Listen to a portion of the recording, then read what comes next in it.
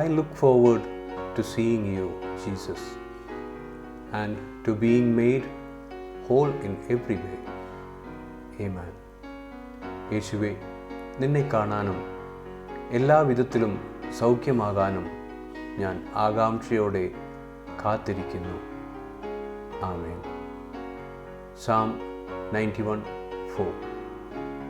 He will cover you with his feathers, and under his wings you will find refuge.